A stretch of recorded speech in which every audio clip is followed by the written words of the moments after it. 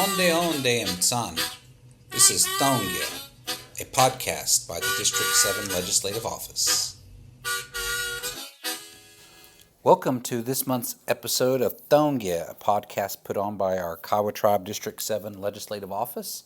I'm your host, Warren Queton. I'm also your legislator, covering all news for our citizens that live outside of the Kiowa jurisdiction of Southwest Oklahoma. And this month, we're about to go into another ceremonial season for the Ohomah Society.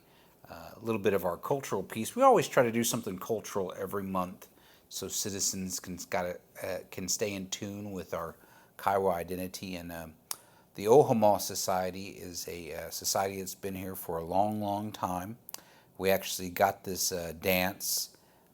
Ohomah is a corruption of the word Ohomah, or the Omaha people, and we actually went to war with the Cheyenne people, and we actually took a bustle, one of their sacred bustles that went along with this dance from the Cheyenne people, and we took that bustle back, and we tried to return it to the Cheyenne people, and they would not accept it back, but they said, we're going to teach you a dance and teach you some songs that go along with this bustle, and we called it the Ohomah War Dance Society that we got from the Cheyennes. And the Cheyennes, either they got it for the Ponca people or the Omaha people.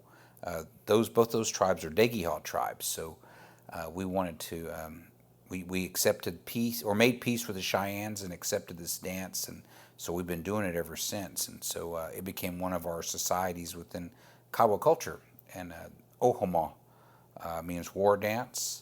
And their ceremony is going on July 25th through the 27th down at Indian City, USA, or it used to be at Indian City, USA. It's now at the White Horse allotment in Stecker, Oklahoma. And so they'll be dancing Friday night, Saturday night, and then their ceremony, the bustle ceremony, will take place that Sunday. And so we wish them all the best with their ceremony coming up. And I'll share a song for them as we start our podcast. This song talks about Ohomah Da, the Ohomah Society. Beon Tagu means everybody enjoy this dance. Ha ha ya ya ha ya ya ho hey yo hey yo hey hey hey. Yo ha ya ya ya ha ya ya ho hey yo hey yo hey ye ye. Ohomah Da Beon Tagu Gya on hey yo hey ye.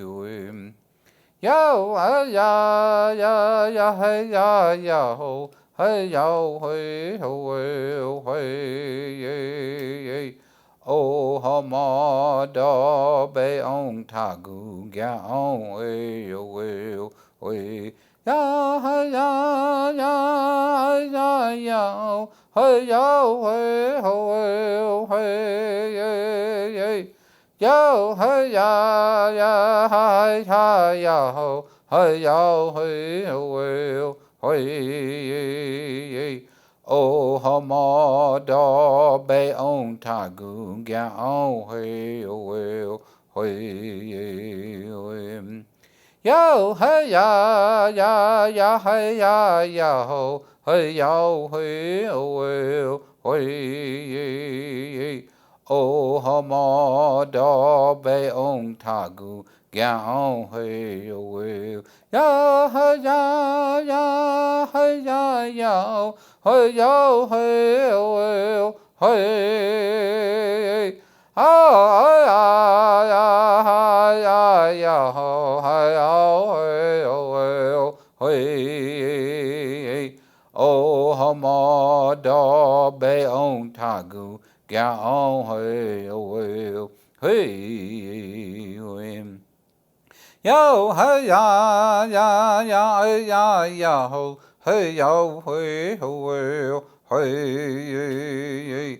Ohomah Da Beon Tagu Gya on hey yo ha ya ya ya ya ho hey yo hey, yo, hey, ya, ya, ya, hey, ya, ya, hey, yo, hey, yo, hey, Ohomah da be on tagu, ga on, hey, yo, hey, yo, hey, ya, ya, ya, hey, ya, ya, ho, hey, yo, hey, yo, hey, Ohomah da be on tagu, ga on, hey, yo, hey, Ohomah da. This is War Dance Society. Beon Tagu, everybody come on out and dance. Gaon, it's wonderful. So those are the words, and that song has a lot of meaning to the Ohomah Society. We wish them all a good ceremony this month. It's one of our functional warrior societies still carrying on. Amongst our warrior societies, we'll still have our Polayop, our rabbits. We still have our Taipega, our Gourd Dance Society. We still have our Ohomah Society, and we still have our Tokonga, our Black Legging Society. So thankful we all have that still, and we take care of it, and we try to support each other's ceremonies throughout the year. And that song I sang was the organization, Ohomah organizational song, and I sang it 4 times through, and I'm trying to tell all our Kiowa people every song we sing is sung 4 times through for each direction. East, south, west, and north. We want to send our blessings to all of our citizens all over this nation of ours. So share with you this cultural moment, and wish you all a good end of the summer. Aho. And I'm going to jump right into our guest, our co-host for this month. He's a Kiowa tribal citizen. He goes to school at Tulsa Community College. He works in the Tulsa area and was born and raised here on the west side of Tulsa. But we have hired him in our District 7 office as our legislative intern. His name is Devyn Wickson, and he's coming to us from the Lone Wolf family. So we'll welcome him. Devyn, good afternoon. How are you doing today? Good afternoon. Good to see you as always. Happy to be here. Well, yeah, you're coming in as our legislative intern. Yeah. So tell us a little bit about yourself. You know, you got a companion, you've got some children, family. Yeah.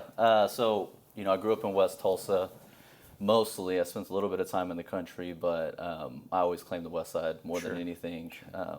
Lone Wolf family. My grandma's Cheryl Wickson. The Wickson name is Choctaw, but I've carried on the Lone Wolf name through my kids. Sure. I have 3 boys. There's Noah, Leo, and Kai. Noah doesn't have a Kiowa name, but I was very young at that time, so I was letting go of a lot of control. But for Leo, I wanted him to know his Kiowa heritage, so I gave him the middle name Lone Wolf. So Leo Lone Wolf Wickson. With Kai, I mean, you know this story. I had asked you while we were at the gym if you would help us out with getting a Kiowa name because I just didn't feel right making one myself. And so his middle name is Gooey Sean, which is a little wolf. And yeah, if we have another one, I'll keep it going with more wolf names. With more Kiowa names. Now, Leo, do you call him Goy Baga? No, I just say Leo Lone Wolf. Leo Lone Wolf. Most of the time, yeah. I am trying to teach him some Kiowa phrases as I learn them myself. And he seems interested, and sometimes he'll ask me, Dad, how do I say this in Kiowa? And if it's simple, then I can tell him. But sometimes I just don't know just yet. And I think it's important that we keep doing those language classes and keep showing up to those and just try to be around it. Sure. I think Kai, he's 4 months old, and he's been around more Kiowa language in 4 months than I had basically my whole life. And so we're off to a good start with that. But yeah, I am in school studying psychology at Tulsa Community College. I plan on getting a master's. I'm finishing up at TCC this semester. I've been with Kiowa Higher Education grant for the past 4 semesters now. Very thankful for them. They've helped me tremendously with staying in school. It's Absolutely. expensive. Yes, And- very expensive to go to any kind of educational program these days. And that's really the only help that I have besides a little bit of FAFSA. But Kiowa Education takes care of about 80% of all of my tuition and Good, keeps me going. good. So, yeah, that's where we're at right now. And so, as you're hired in as our legislative intern, what are some of your responsibilities or some of your goals you'd like to see working with the office?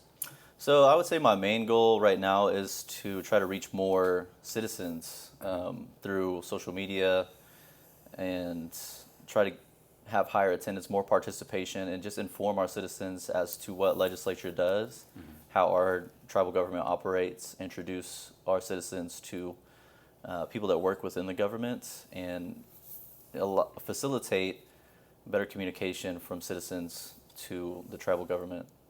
Basically, I mean that I would say is my main goal. Okay. And some of I think that you're exactly right. You've got to figure out ways we engage our citizens more and find out what their needs may be. Part of that will be a survey. Maybe we'll do a survey this fall, some community meetings to kind of gain that qualitative feedback from our citizens on what those needs may be. So, yeah, I look forward to working with you, Devyn, and this podcast is a dialogue about what's going on within our tribe and the work that you've done, because you were hired as of July 1st. It seems like. Was it July 1st? Oh, no, it was the middle of June. Middle June, of June, wasn't it? Yeah, middle of June. But even in that 2 months, so much has happened, and you I feel like we've just hit the jumped ground out. running, right? Exactly. Yeah. It's Well, been a lot of fun. in our District 7 office, part of it is it's a challenge. Communication is a challenge because not everybody communicates in the same way. There are people that call my office. There are people that email me. There are people that go on the website. There are people that read the constant contact email that goes out when we have announcements in our newsletter. There are people that get online and read the TikTok that we have and the Instagram that we have. And we don't have an official District 7 page, but we are using a Kiowa legislative page on Facebook now, which I think you'll be posting announcements there too. Yeah. The transition into, I guess, the leadership role for these communication platforms has been relatively smooth. There hasn't been too many issues at all. Sure. And we've already seen quite a bit of growth, especially on TikTok. We've gained over 400 followers in the past that's really 2 good months. news. Yeah. And there's a lot of traction there. Not all videos are super thrilling, but our main goal isn't to go viral. We just want to reach out to, like I say, 10,500. Yeah, is yeah. what our views that are. was your goal. That's our goal. we want to reach every Kiowa. I'll say the first thing that I noticed with coming to the District 7 office that I had learned was how widespread Kiowas are in the world. Oh, We yes. have Kiowas in Washington, D.C. and California, and you said Australia as well? Australia, Auckland, New Zealand, Germany, they're all over the world. And they still need representation. Yes, absolutely. And so that's what you're there to do, is kind of figure out how they communicate, how do we connect with them, how do we keep their connection to the tribe. A lot of people don't want, they do want to access the services when they can, just like you. You're able to access your educational services, even though you don't live there. You live in Tulsa, but that service is through a public law 93638 grant. They're still able to access and go to school wherever, anywhere in the nation.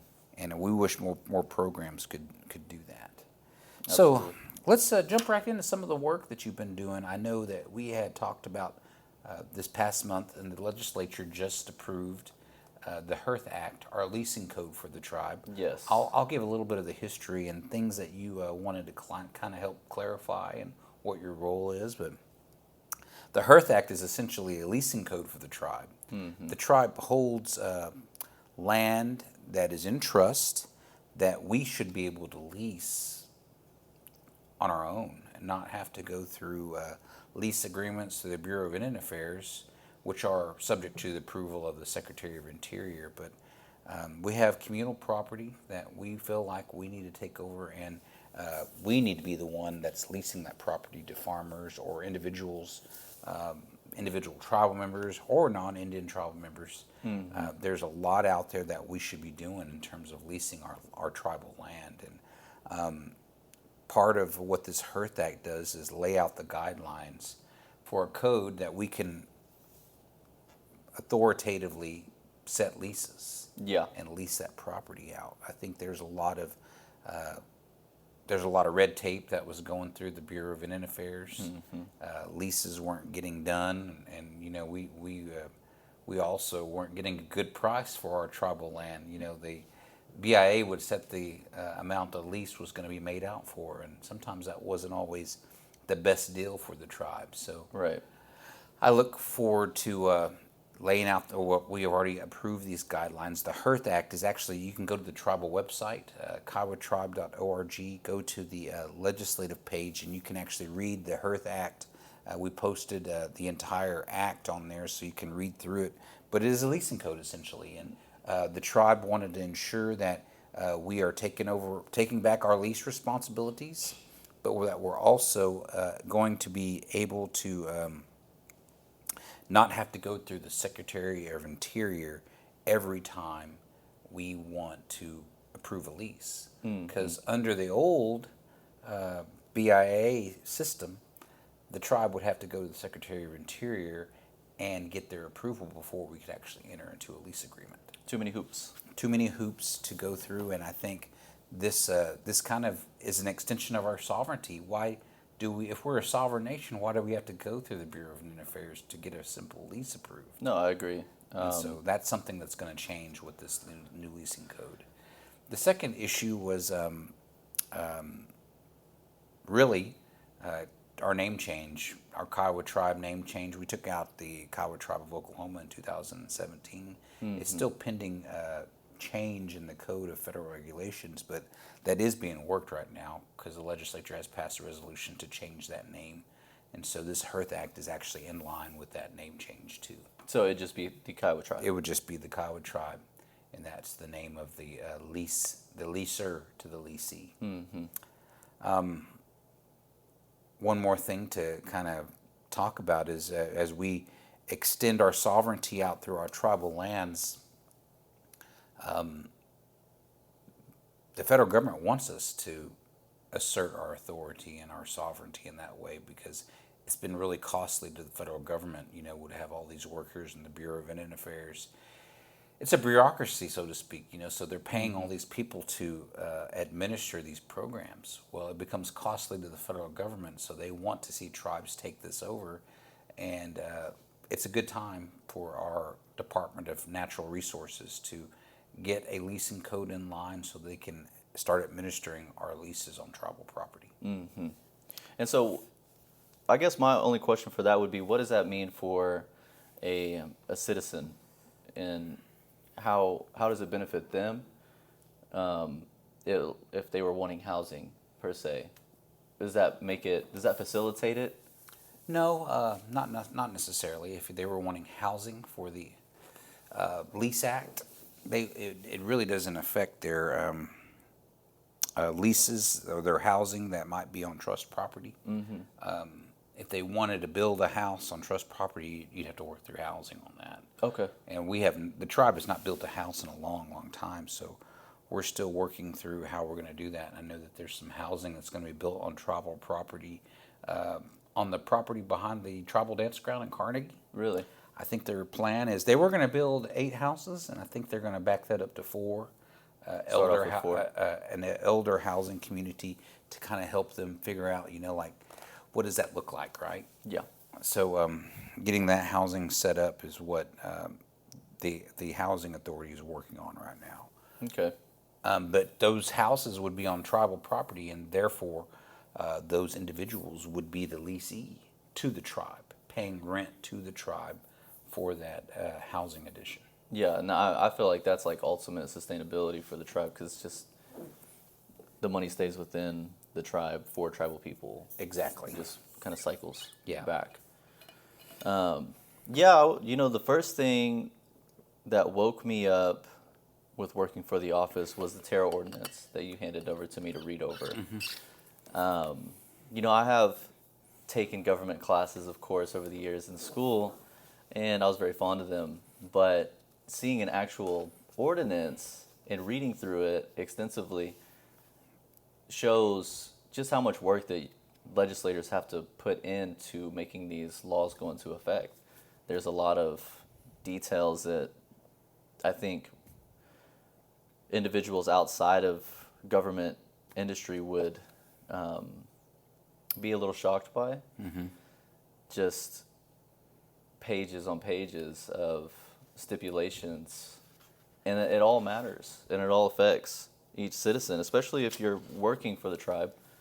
And I really enjoyed that part of starting off, just like getting thrown into it immediately, reading over the ordinance and giving you my feedback, and reading into the jargon that's involved with it and trying to simplify it and maybe come up with questions that citizens might have for the Terra ordinance. And now we're still waiting. We're going to do a meeting about that soon? The next step is, so we've gone through the Terra, how the process has gone is the Tribal Employment Rights Commission has provided an ordinance to us, a draft ordinance with what they wanted to kind of create. Now, these are things that address like the rights of employees that are working for the Kiowa tribe. So, setting a minimum wage, ensuring that if there's a grievance filed with an employee wants to say, this is my rights are being infringed upon, they have a vehicle to kind of support them. And so those regulations, the commission is basically, ran by a board of commissioners. There's 5 commissioners. And one of those 5 is the director of the actual TERO, the Tribal Employment Rights Office director. And they they can also enter into contracts with construction companies. Yeah. And provide like jobs for tribal citizens.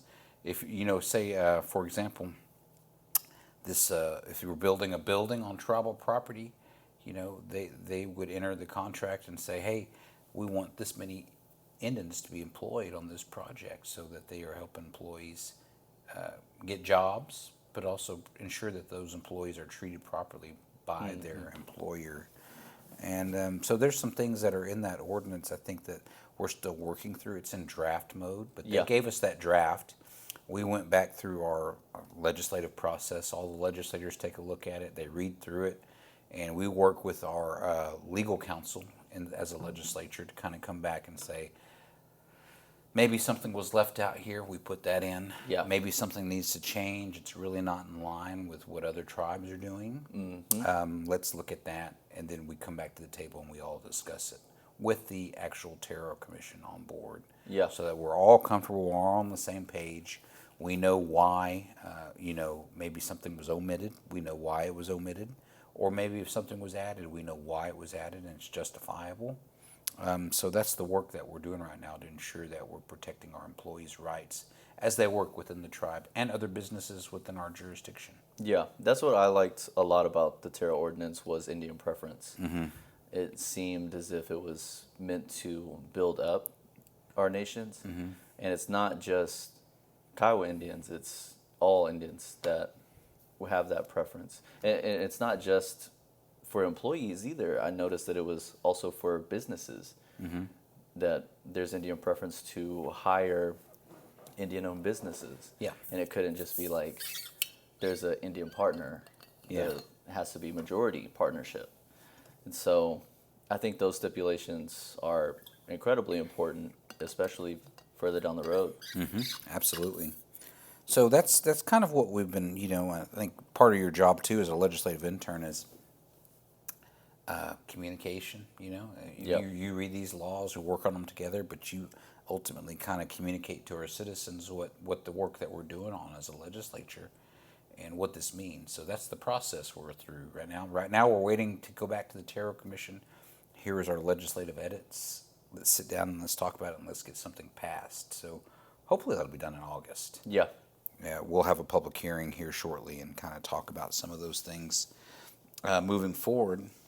So let's talk about our trip coming up, Devyn. Oh yeah, we're taking a a few days, a work trip to Colorado, Yeah. the 25th through the 28th. Yes, we're doing a community, and our purpose in going to Colorado, we're doing a community meeting Tuesday evening, 6 o'clock at the Denver Indian Center. Mm-hmm. If anybody is listening to the podcast who might be in the Denver area who wants to come out and visit with us, we're going to have a catered meal and just a community meeting. Mm-hmm. You're going to be present, Devyn, so you'll be with us. You can kind of meet some of our citizens in that area. Absolutely. And you'll know who they are, but we've done these trips before, and we want to start doing them again.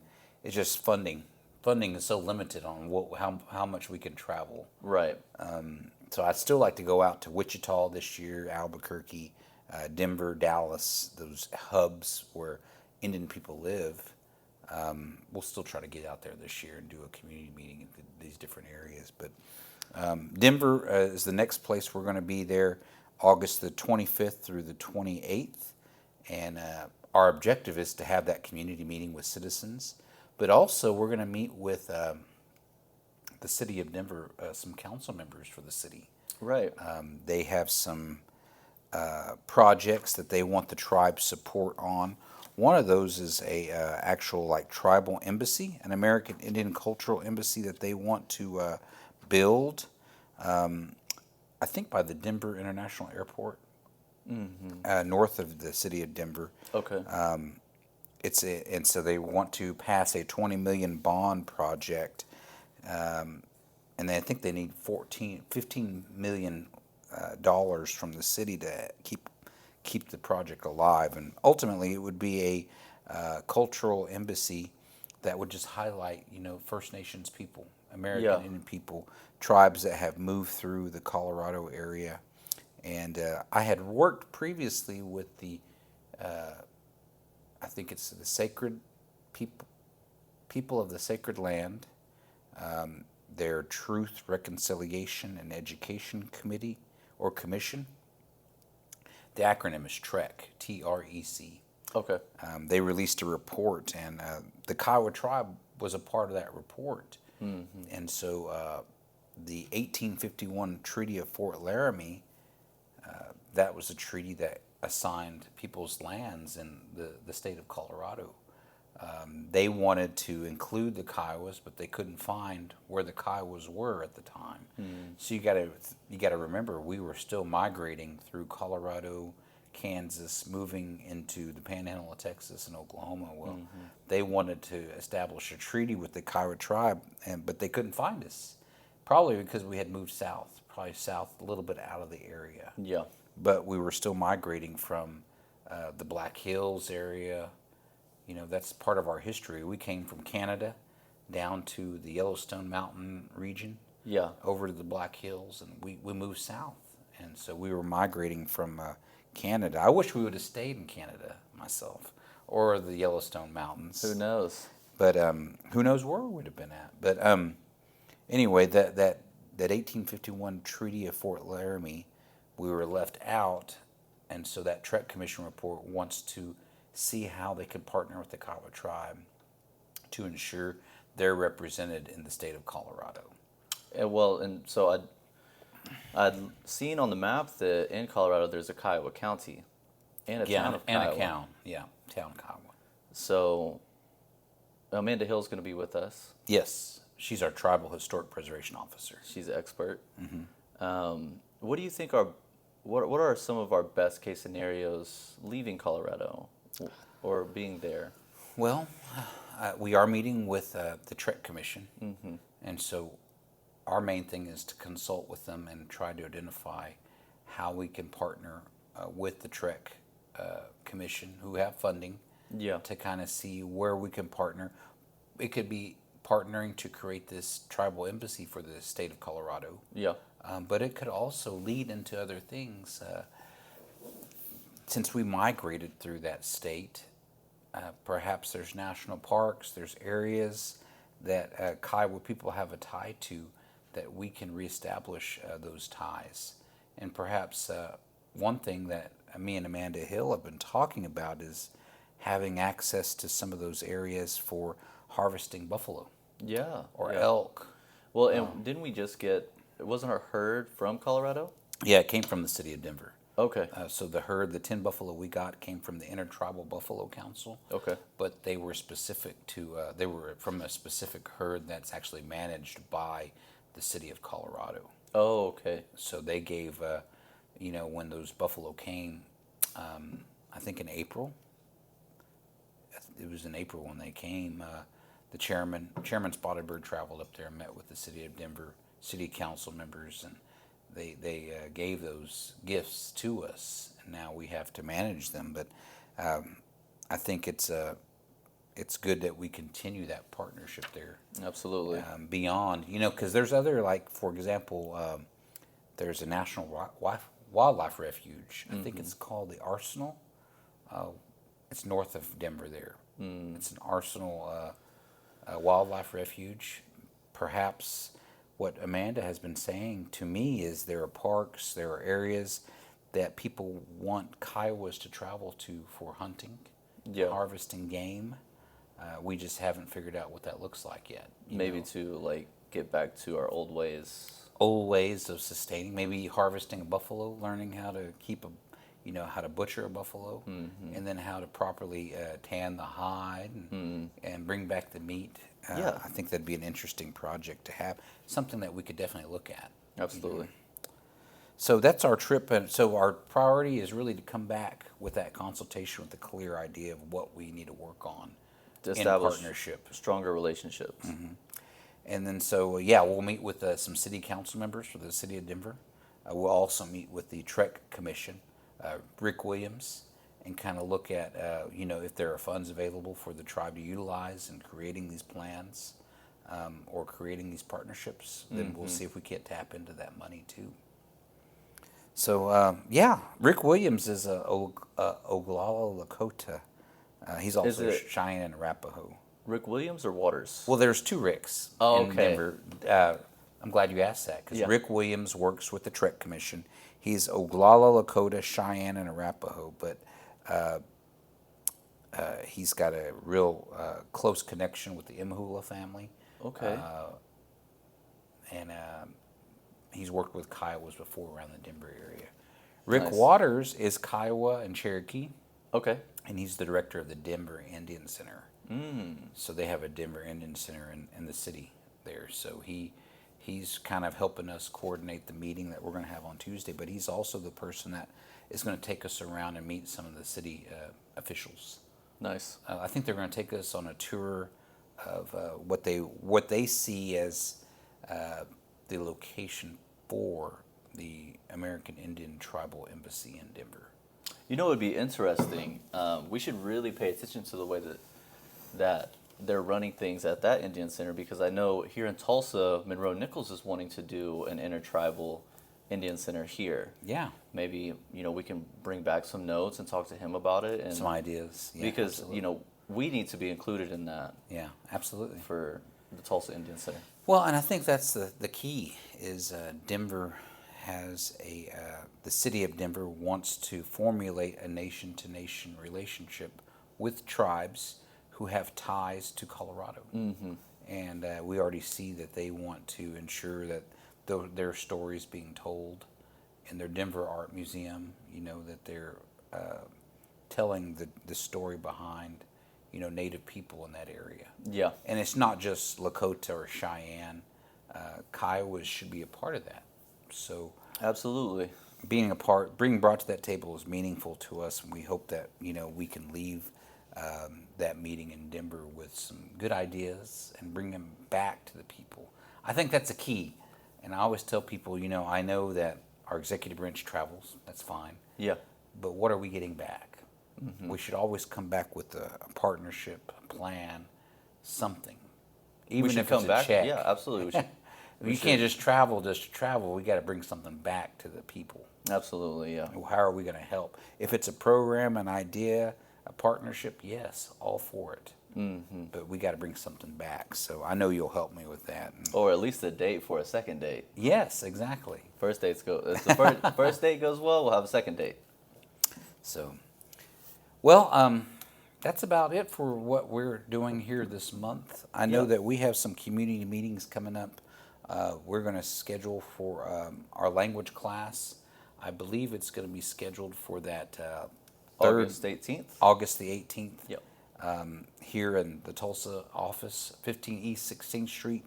We've also got that community meeting that we're having Tuesday, August the 26th at 6 p.m. at the Denver Indian Center. In Denver. Yep. And then we have, we're going to plan to have a September the 18th, we're going to have a community meeting here at 1604 South Baltimore in Tulsa. And it's going to be a bingo night. Bingo night and Indian tacos, courtesy of La Tertulia, Yes. Santa Fe, New Mexican food. Yeah. I have close relations with them, and so Well, you know, we just want to invite our people out and do a community meeting and kind of get some feedback from them as we start to do these community meetings and get people to fill out our survey and whatnot. And I think it's always helpful to have that information so we can stand upon when we're talking about advocating for our people. What are our people wanting? absolutely. So, Devyn, any closing comments? Just thankful to be a part of the District 7 office. Thankful for you to bring me on and trust in me to make some important decisions. Yeah. And I can't wait to see what all I will learn. Very thankful to make new relationships and build friendships. And my eyes are on the future. Yes, well, awesome. Well, we're glad to have you, Devyn. And, as always, if there are tribal citizens looking for resources, please visit our District 7 website. It is kiowatribe.org. You can go under the legislative page. We are the only district that has its own website, and that's managed by our office manager, Tara Bigbo. So go on and look on there. You can actually read through. There's a lot of resources, not just services, but also you can go to our YouTube page, look at our community classes, our webinars, things that we put online for you to access and learn from. And as always, if you need to email us, you can email us at district7legislature@kiowatribe.org or give us a phone call at our Tulsa office, which our number is located on there on the website. Absolutely. And also check out the Linktree. Check out our Instagram, our TikTok, and YouTube channel. You'll be able to find it if you just search Kiowa District 7. We're probably the only one, so. Yes. All right. Well, you have a good rest of your day. Kion de da. Hego I'm all bonta. Oh. Deon de aho for tuning in to this episode of Thongia, our District 7 podcast. The music was provided by Mr. Terry Tsotai. For more information on our legislative work, please visit our website, kiowatribe.org/district-7. Thank you all for tuning in. Hey, go, I'm I don't I.